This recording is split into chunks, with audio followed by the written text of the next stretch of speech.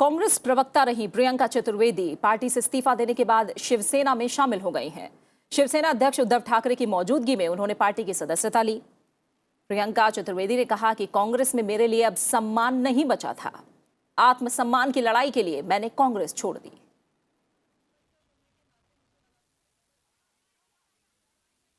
दुख मुझे इस बात का तब हुआ जब खुद ही पार्टी के कुछ लोगों ने इस तरीके की टिप्पणी की मेरे बारे में। उम्मीद ये थी कि सस्पेंशन हुआ, मैंने ज़्यादा किसी के सामने बोला नहीं था, जो इंचार्ज थे वहाँ पे रखा।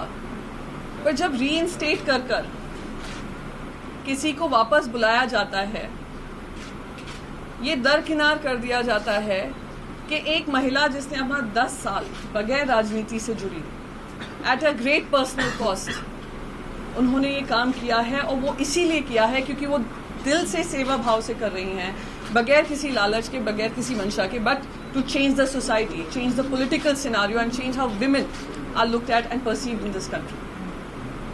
बहुत लेट डाउन वाली फीलिंग हुई और मुझे लगा मेरी आत्मसम्मान की लड़ाई अगर आज मैंने नहीं लड़ी तो बहुत सारी महिलाएं हैं वहां पर जिनको मैं फेल करूंगी। उत्तर प्रदेश के मैनपुरी में आज बीएसपी, एसपी और आरएलडी ने साझा रैली की। यहां से मुलायम सिंह यादव समाजवादी पार्टी के उम्मीदवार हैं। मैनपुरी में गठबंधन की रैली में बीएसपी अध्यक्ष मायावती और मुलायम सिंह यादव एक साथ एक मंच पर नजर आए। करीब 24 साल बाद यह पहला मौका था जब दोनों नेता एक साथ एक मंच पर दिखे। इस मौके पर मायावती ने कहा कि मुलायम सिंह ही पिछड़ों के असली नेता हैं। साथ ही उन्होंने ये भी कहा कि गठबंधन की जीत के लिए उन्होंने 1993 के गेस्ट हाउस कांड को भुलाया। पिछड़ों के और या खासकर पिछड़ों के असली व वास्तविक नेता श्री मुलायम सिंह यादव जी को ही फिर से इनको इस बार संसद में चुनकर जरूर भेजना। जिनकी विरासत व मूवमेंट को अब इनके एकमात्र उत्तराधिकारी श्री अखिलेश यादव इसे अपनी पूरी ईमानदारी व निष्ठा से संभाले हुए हैं और निभा भी रहे हैं। कांग्रेस महासचिव प्रियंका गांधी उत्तर प्रदेश में चुनाव प्रचार कर रही हैं। प्रियंका गांधी आज कानपुर में रोड शो कर रही हैं। कांग्रेस महासचिव ने घंटाघर से रोड शो की शुरुआत की। फूलबाग चौराहे पर एक नुक्कड़ सभा को वो संबोधित भी करेंगी। फूलबाग चौराहे से रोड शो जारी रहेगा। उनका रोड शो बड़ा चौराहे पर खत्म होगा। कानपुर के कांग्रेस उम्मीदवार श्री प्रकाश जायसवाल चुनाव लड़ रहे हैं। प्रियंका गांधी ने इससे पहले राजबब्बर के लिए भी रोड शो किया था।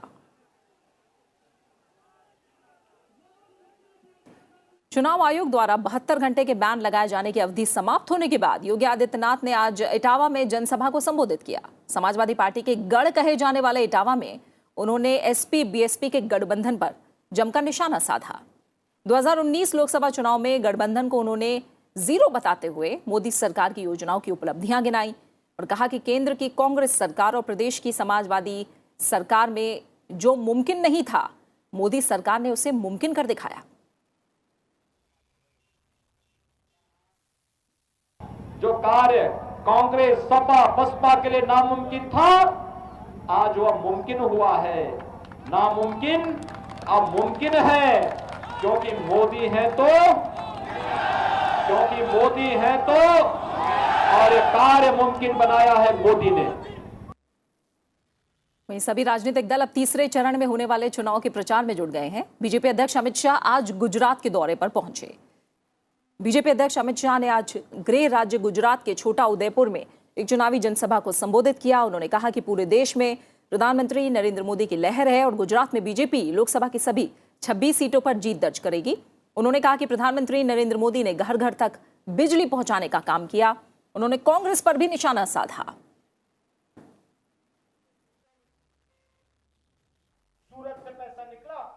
वहीं कांग्रेस अध्यक्ष राहुल गांधी भी गुजरात के दौरे पर पहुंचे। राहुल गांधी ने गुजरात के बाजीपुरा में रैली को संबोधित किया। उन्होंने रैली में न्याय योजना का जिक्र किया और कहा कि इस योजना से देश की अर्थव्यवस्था पटरी पर आएगी। गुजरात में सभी 26 लोकसभा सीटों के लिए मतदान तीसरे चरण में 23 अप्रैल को होगा। आप मुझसे गुस्सा मत होना, मगर जो पैसा जाएगा न्याय योजना का, ये हमारी माताएं बहनों के बैंक अकाउंट में जाएगा। बाद में मत बोलना। मैं इनके बैंक अकाउंट में डाल रहा हूं, सीधा इनके बैंक अकाउंट में जाएगा। मगर जब इनके बैंक अकाउंट में पैसा जाएगा, आप लोग माल खरीदना शुरू करोगे। कोई शर्ट खरीदेगा, साबुन खरीदेगा, टूथपेस्ट खरीदेगा, टूथब्रश खरीदेगा, शर्ट, पैंट, मोबाइल फोन। जैसे ही आप माल खरीदना शुरू करोगे, फैक्ट्रियां चालू हो जाएंगी।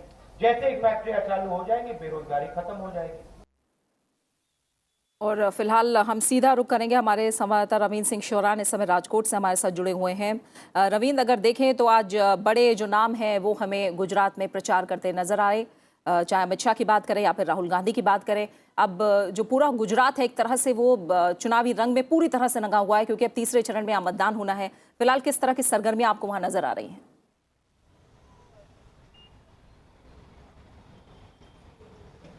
जी प्रीति, देखिए गुजरात क्योंकि एक ही चरण में तमाम 26 सीटें चुनाव के लिए जा रही हैं और बेहद महत्वपूर्ण है गुजरात में किसी भी राजनीतिक दल के लिए बीजेपी को हरा पाना और बीजेपी के मुकाबले में सीट जीतना। जिस तरीके से 2014 में पूरे देश में गुजरात के विकास के मॉडल को प्रधानमंत्री नरेंद्र मोदी ने अपने भाषणों में पूरे देश को बताया था, और उसके ही कारण पूरे देश में जिस तरीके से मोदी की जो 282 सीटें बीजेपी जीती थी, गुजरात में तमाम 26 सीटें और आसपास के जितने भी प्रदेश थे उनमें काफ़ी बड़ी बढ़त जो है वो बीजेपी को हासिल हुई थी। तो गुजरात में बीजेपी काफ़ी जोर लगाया हुआ है। प्रधानमंत्री और राष्ट्रीय अध्यक्ष दोनों का ये गृह प्रदेश है, और जिस तरीके से पिछले लंबे अरसे से करीब 2 दशक के समय से यहाँ पर बीजेपी की सत्तारूढ़ सरकार है, ऐसी स्थिति में बीजेपी दोबारा कोशिश कर रही है कि 2019 में भी जिस तरीके से तमाम सीटें 2014 में मिली थी उसी समीकरण को दोहराया जाए और क्लीन स्वीप एक बार दोबारा से यहाँ पर किया जाए। उसके उलट जिस तरीके से 2017 के नतीजे आए थे विधानसभा चुनाव में, जब कांग्रेस पार्टी 75 से ज़्यादा सीटें यहाँ पर जीत पाई थी विधानसभा की, खास तौर पर जो ग्रामीण इलाका है और जो जिनको किसान का जो मसला था और पटेल समुदाय की नाराजगी, उस तरीके के मुद्दों को लेकर जब कांग्रेस आगे बढ़ी थी और 75 से ज़्यादा सीटें जीत पाई थी, उसी से उत्साहित होकर कांग्रेस का कार्यकर्ता एक बार दोबारा से उम्मीद कर रहा है कि शायद बीजेपी को कुछ सीटों पर हरा पाने में कामयाब हो कांग्रेस पार्टी इस बार।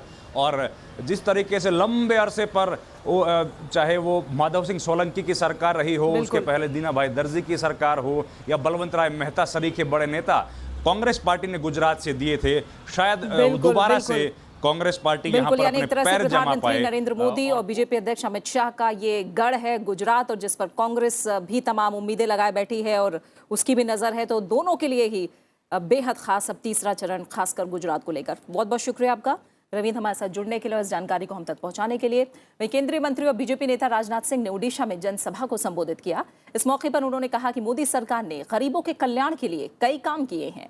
उज्ज्वला योजना के माध्यम से आज गरीबों के घर में गैस कनेक्शन भी पहुंचा दिए गए हैं। बहनों भाइयों, कांग्रेस की सरकार थी 1945 से लेकर 2014 तक इन्होंने केवल 12 करोड़ कनेक्शन दिए। 47 से लेकर 2014 तक 65 वर्षों में हम लोगों ने 5 वर्षों में 13 करोड़ गैस कनेक्शन लोगों को मुहैया करा दिया। यह काम करने का तरीका है। आम आदमी पार्टी के नेता गोपाल राय ने कांग्रेस के साथ गठबंधन के मुद्दे पर कहा है कि आज भी हमने उन्हें मौका दिया है। देश के लोग ये चाहते हैं, हमने कांग्रेस को इस पर सोचने का आखिरी मौका दिया है। बातचीत जो है वो सामने आ रही है और दोबारा हमने ये मौका दिया है। देश के तमाम और लोग भी जो हैं जो चाहते हैं कि ये गठबंधन हो, क्योंकि 18 सीटें काफ़ी इम्पोर्टेंट हैं। देश भर से जो खबरें आ रही हैं 2 चरण के मतदान की, वो ये दिखा रही हैं कि एक एक सीट इस बार लोकसभा के लिए महत्वपूर्ण है। ऐसे में हमने आखिरी मौका जो है कांग्रेस को दिया है सोचने के लिए। दक्षिण भारत के मशहूर सुपरस्टार रजनीकांत ने कहा है कि अगर लोकसभा चुनाव के साथ हो रहे विधानसभा उपचुनाव के बाद AIADMK के लिए परेशानी खड़ी होती है तो वो चुनाव लड़ने के लिए तैयार हैं। रजनीकांत ने कहा कि वो चुनावी मैदान में दो दो हाथ करने के लिए तैयार हैं। उन्होंने कहा कि वो 23 मई के बाद इस बारे में फैसला करेंगे।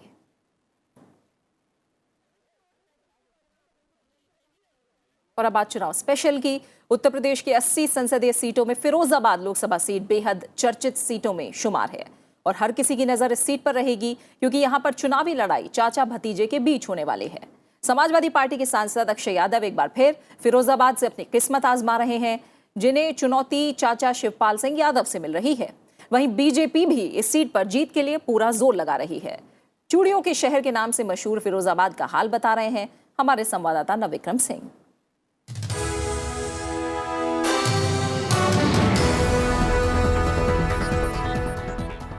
आज अपने चुनावी सफर में आपको लिए चलते हैं फिरोजाबाद। मुलायम सिंह यादव घराने की परंपरागत सी सीट बन चुके फिरोजाबाद में इस बार मुकाबला दिलचस्प है। चाचा भतीजे ही आमने सामने हैं। बीजेपी की मौजूदगी इस मुकाबले को त्रिकोणीय बना रही है। तो आइए जानते हैं यहाँ की जनता से कि किस तरीके का मिजाज है यहाँ के सियासी समीकरणों का, साथ ही उनकी क्या समस्याएं हैं। तो सफर करते हैं फिरोजाबाद का।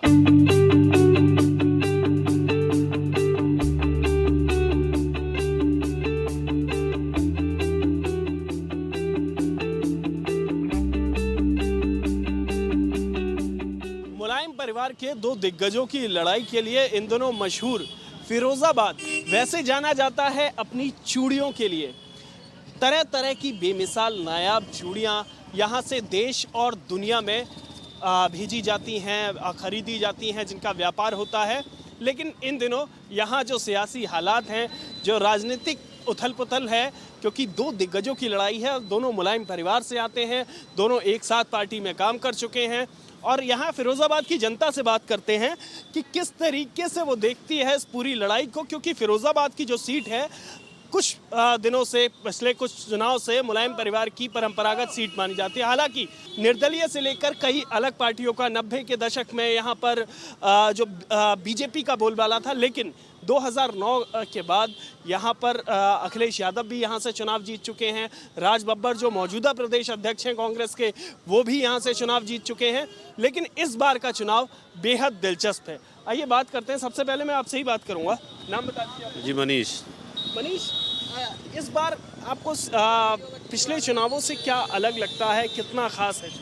बिल्कुल खास है। यहाँ चचा भतीजे की लड़ाई है और फिर दोनों ही प्रत्याशी बाहर से हैं। अब की से बीजेपी ने अपने यहाँ का कैंडिडेट उतारा है, देखते हैं क्या होता है आगे। बीजेपी ने यहाँ से अपना जो मौजूदा हालात में यहाँ से लोकल कैंडिडेट उतारा है, तो चाचा भतीजे पर इस पर कोई फर्क पड़ेगा? बिल्कुल पड़ेगा और बीजेपी के कैंडिडेट जो इन दोनों की लड़ाई में वही जीतेंगे। गौरव, आप ये बताओ कि फिरोजाबाद को किस तरीके से देखते हो? क्या यहाँ और होने की ज़रूरत है, क्या काम करने की ज़रूरत है? देखिए, फिरोजाबाद बेसिकली चूड़ी और ग्लास का शहर है ना, और चूड़ी यहाँ पे फेमस है। तो इसलिए यहाँ की सरकार ने, अभी उत्तर प्रदेश की सरकार ने यहाँ पे कई फैक्ट्री लगाने की जो योजना चलाई है, तो चीज़ें अभी हो रही हैं, सरकार कर रही है काम। उत्तर प्रदेश सरकार ने अच्छा काम किया है। फिरोजाबाद की जनता, अलग अलग इनके मुद्दे हैं, अलग अलग तरीके के विचार हैं, लेकिन इस बार फिरोजाबाद ये ज़रूर तय करेगा सपा में वर्चस्व की जंग को। क्या शिवपाल सिंह यादव उतने प्रभावी रह पाएंगे, यहाँ की सीट जीतने के बाद ही पता चलेगा। लेकिन फिरोजाबाद की लड़ाई को बीजेपी ने त्रिकोणीय बना दिया है और इस बार नतीजे यहाँ दिलचस्प देखने को मिल सकते हैं। कैमरामैन अमित राज गुप्ता के साथ नवविक्रम सिंह, राज्यसभा टीवी, फिरोजाबाद। ओडिशा, जिसे सिल्क सिटी भी कहा जाता है, इसका हुनर और कारीगरी सिर्फ ओडिशा ही नहीं बल्कि अलग अलग राज्यों तक प्रसिद्ध है। इन बड़े बाजारों की रौनक और इन साड़ियों की चमक के पीछे कई कारीगरों की मेहनत और लगन है, लेकिन इनके कारीगरों को आज तक उनका मेहनताना नहीं मिल सका। ओडिशा भले ही देश के बाकी राज्यों से पिछड़ा हुआ प्रदेश हो, लेकिन यहाँ के लोगों में हुनर की कमी नहीं है। ये है बोलांगीर लोकसभा की सोनपुर विधानसभा। सोनपुर और आसपास के इलाकों को देश का दूसरा बनारस कहा जाता है। यहाँ भी घर घर में हाथ से सिल्क साड़ी बनाई जाती है, जिनकी मांग देश ही नहीं विदेशों में भी है।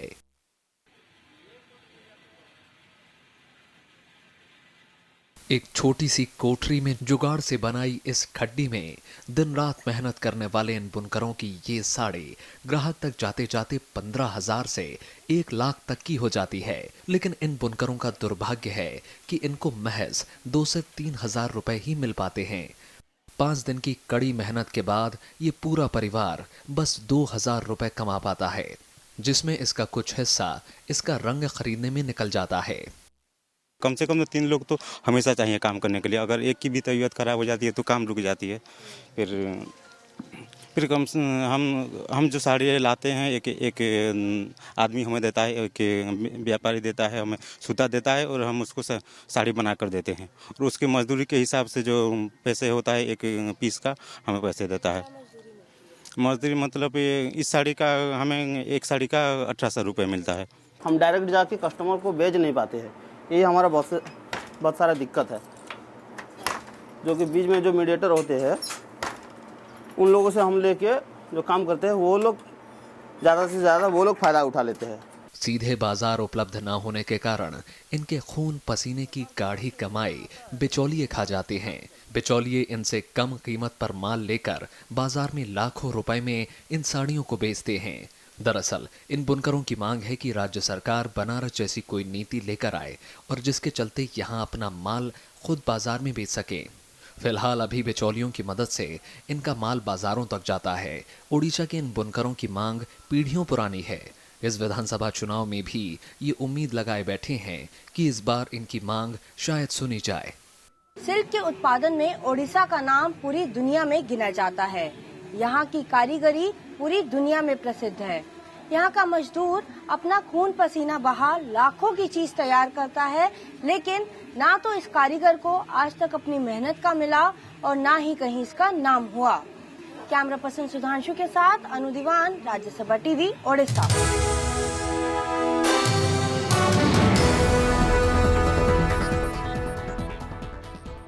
पश्चिम बंगाल में दूसरे चरण के मतदान के दौरान नादिया जिले के नोडल मतदान पदाधिकारी अर्नब राय लापता बताए जा रहे हैं। गुरुवार को विप्रदास चौधरी पॉलिटेक्निक कॉलेज में उनकी पोलिंग ड्यूटी लगाई गई थी। 18 अप्रैल को चुनाव ड्यूटी के दौरान दोपहर के लंच के बाद से उनका कुछ पता नहीं चल पाया। उन पर ईवीएम और वीवीपैट मशीन की अहम जिम्मेदारी थी। फिलहाल पुलिस ने इस मामले की जांच शुरू कर दी है।